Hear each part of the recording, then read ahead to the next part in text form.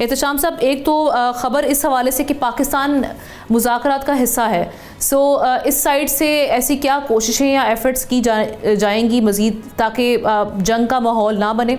दूसरा ये कि जो अभी हम देख रहे हैं कि ये कितना आपको ख़तरनाक किस्म की सिचुएशन लग रही है जिसमें नेतन्याहू अगर हमला आवर होते हैं ईरान पर तो अमेरिका की जानिब से कहा गया है कि वो फुली बैक उनको इजराइल को हासिल होगी।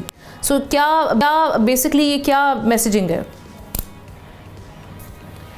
देखिए आमना, आपको याद होगा तकरीबन 3 हफ्ता पहले जब हालात बहुत बिगड़ गए थे और जिस तरीके से फौरी तौर पर इब्राहिम लिंकन जो उनका है वो एयरक्राफ्ट कैरियर और सारा का सारा बहरी बेड़े उनके बड़े बड़े जो है ना वो पहुंच गए थे ईरान के करीब और आज भी वहीं मौजूद हैं।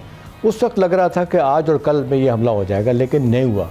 अब कहा जाता है कि सफारतकारी किसी हद तक कामयाब हुई। अमेरिका के अपने तहफ़्फ़ुज़ात जो हैं इसराइल के बारे में जो कहा जाता है नहीं कहे गए, उनको बताए जाते या वो नाराज़ नहीं करना चाहते यहूदी लॉबी को, वो और फिर प्लस मिडल ईस्ट GCC के ममालिक जो हैं उनका बड़ा सीरियस कंसर्न कि ये हमला हुआ तो फिर हमारे लिए मुश्किलात होंगी।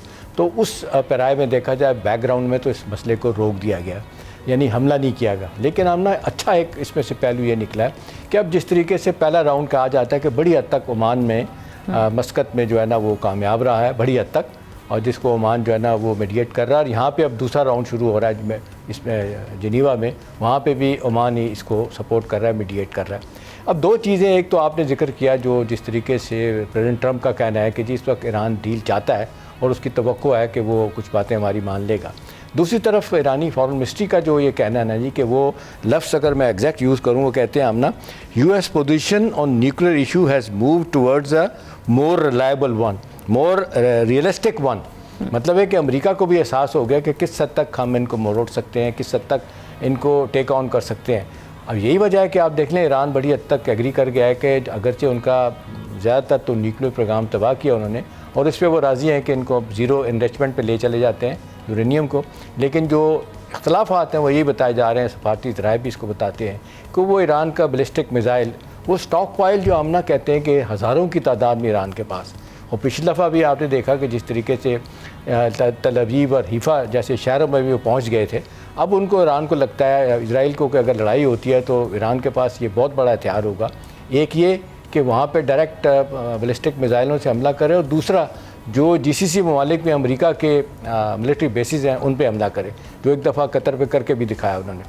लेकिन आमना जो इत्तलात आ रही हैं वो ये हैं कि इस वक्त अमेरिका तो जिसको कहते हैं वो तो भुनाया बैठा है, वो तो कहता है मेरी बात मानी जाए नहीं तो फिर किसी को नहीं छोड़ना। अब देख लें पूरा यूरोप टेरराइज और टम्बल कर रहा है कि अब क्या करें। अब एक पुराना वर्ल्ड ऑर्डर तब्दील हो रहा है और जर्मन जो हैं क्या कहते हैं चांसलर मिस्टर मर्ज, वो ये कहते हैं कि हम तो लग रहा है कि अब तबाही की तरफ हमने जाना है, हमें कुछ सोचना पड़ेगा कलेक्टिवली, यूरोप को सोचना पड़ेगा, यूरोपियन यूनियन को नहीं, यूरोप को, जिसमें यूक्रेन भी शामिल है, वो यूरोपियन यूनियन का मेंबर नहीं है, बाकी जो और ममालिक भी है। तो सारे पैराए में देखा जाए तो ईरान का अमेरिका का तो मूड आमना बिल्कुल यही है कि अपनी बात बनवाई जाए। अब इसमें जो कैच है जो पहली दफ़ा लग रहा है, ठीक है अगरचे अब स्टेट ऑफ हॉर्मज़ में आपने देखा रिवोल्यूशनरी गार्ड की एक्सरसाइज हो रही हैं, वो भी एक सिग्नलिंग मैसेजिंग कर रहे हैं भी हमला करेंगे तो हम भी करेंगे। लेकिन दूसरी तरफ ईरान की जो इक़्तिसादी सूरत हाल है आमना इतनी ख़राब होगी, आपने देखा उनकी करेंसी क्रैश कर गई है, कोलैप्स कर गई है। मिलियन में रियाल में $1 मिला होता है उनको 1.7 मिलियन में।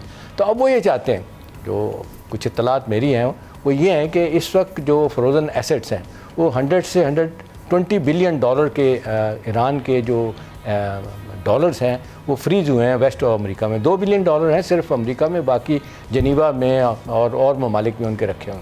वो चाहते हैं कि ये थोड़ा सा पैसा अनफ्रीज़ हो और ये जो मार्केट इतनी ख़राब हो गई है उनकी और ये महंगाई आसमान पे चली गई, सिर्फ इस वजह से कि डॉलर नहीं, ऊपर से ज़्यादा काम ख़राब हुआ कि जब ईरान इतना से हिंदुस्तान तेल ख़रीदता था उसको बंद कर दिया गया। वो कहते हैं कि एक बहुत बड़ा सेट बैक है, वो मंथली कहा जाता है 400 से 500 मिलियन डॉलर के करीब वो जो है ना वो असला ख़रीदा जाता था, अपना तेल ख़रीदा जाता था।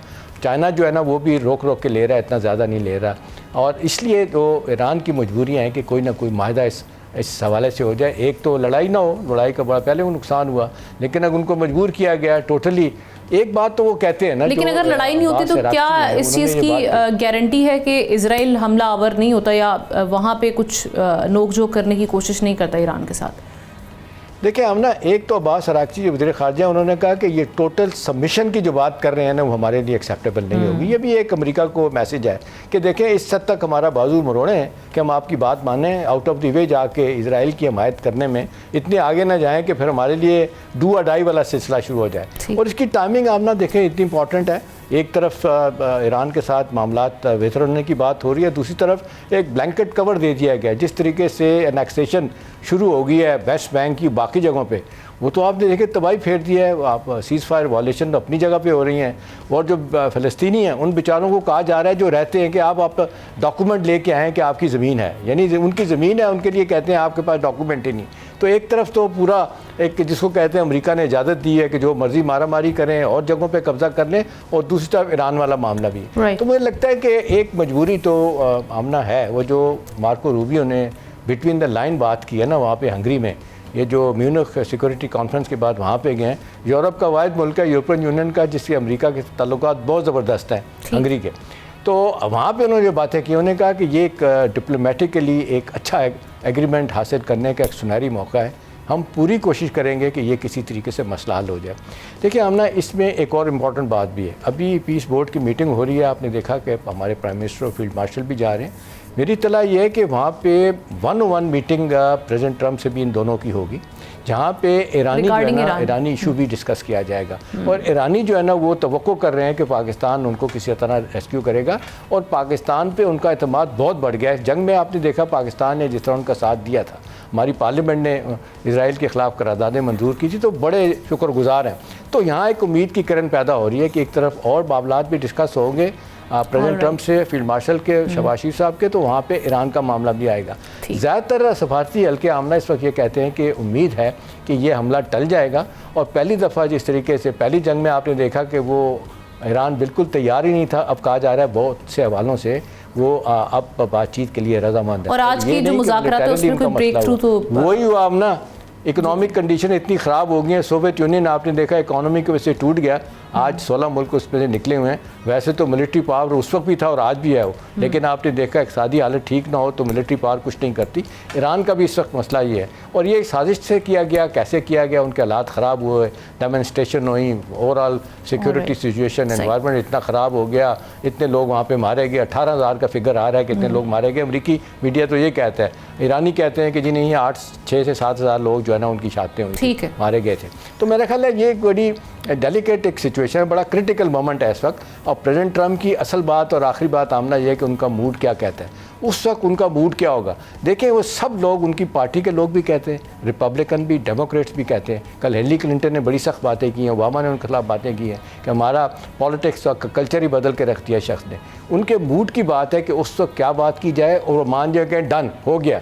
अगर वहाँ पे वो खुद इन्वॉल्व हो रहे हैं सारी सिचुएशन में, सो अब देखते हैं कि खुद इन्वॉल्व हो रहे हैं। एक चीज़ हमने जो अच्छी है ना, उनको ये एहसास हो रहा है प्रेसिडेंट ट्रंप को कि वो अब पीस बोर्ड जो बनाया है, वो कहते हैं ये पैरेलल यूएन के अदारा खड़ा कर रहे हैं। पहले डेवोस बनाने का फैसला किया था और वाशिंगटन में इंस्टीट्यूट, पॉलिसी इंस्टीट्यूट में बन रहा है। उनको ये एहसास है कि जी अगर मैंने अपनी बातें मनवानी है, अभी तो 25 लोग हैं जिसमें शरीक होंगे, इंडिया उसमें नहीं है। सब्सक्राइब करें और बेल दबाएं ताकि कोई खबर रह न जाए।